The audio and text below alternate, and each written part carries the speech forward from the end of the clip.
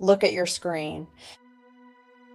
Every curve we sculpt, every outfit we choose, and every photo we edit is driven by a profound instinct. We call it the desire to be sexually attractive. But what if science proves it has almost nothing to do with sex? What if it's a silent, brilliant mechanism of defense? Welcome to the attractiveness paradox.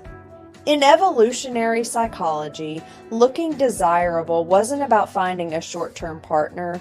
It was about social insulation. In primitive tribes, the highly attractive individual held an unspoken leverage. To be desired meant to be protected. It meant you were too valuable to be left behind. When someone looks at you with desire, your brain experiences a micro spike of dopamine. But it's not the sex drive activating, it's your status drive. Modern neurobiology shows that validation releases the same chemical reward as winning a hierarchy dispute. We don't want to be lusted after. We want to be quantified as high value. To understand this, we must look at the amygdala, the ancient alarm system of the brain. Historically, isolation meant death. If the tribe rejected you, your survival odds dropped to 0. In the modern world, we no longer face wild predators, but our amygdala still perceives social invisibility as a fatal threat. Attractiveness is the ultimate shield against being invisible.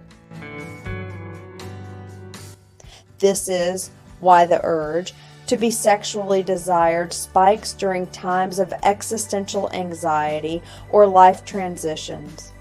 When your career feels unstable or your identity is shaken, your subconscious shifts its focus to the one asset it thinks it can control, the physical shell. It is a displacement activity. You are not searching for love. You are managing panic. But here is where it becomes dangerous.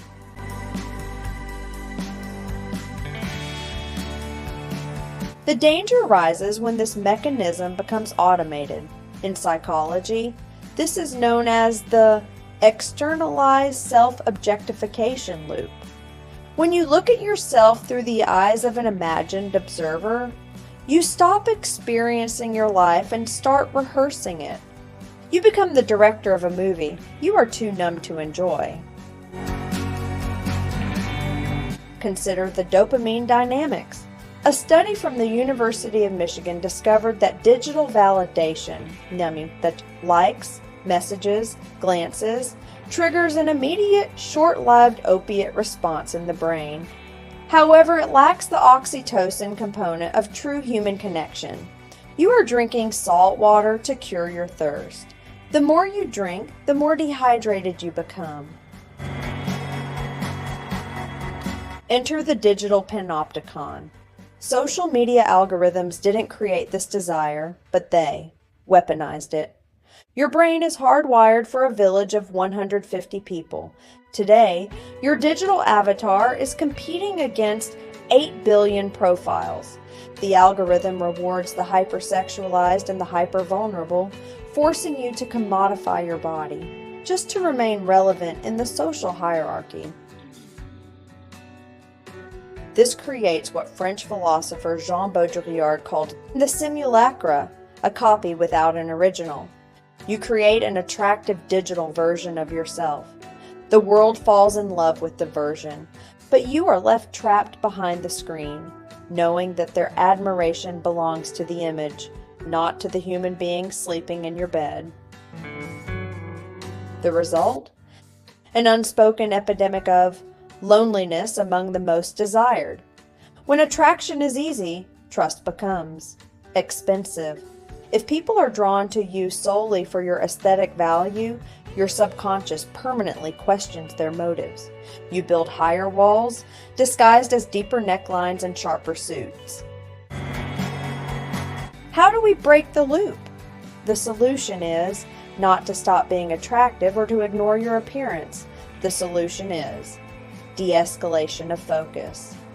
In analytical psychology, Healing begins when you shift your identity from being an object of desire to a subject of experience. You must stop asking, how do I look to them? And start asking, how does this moment feel to me?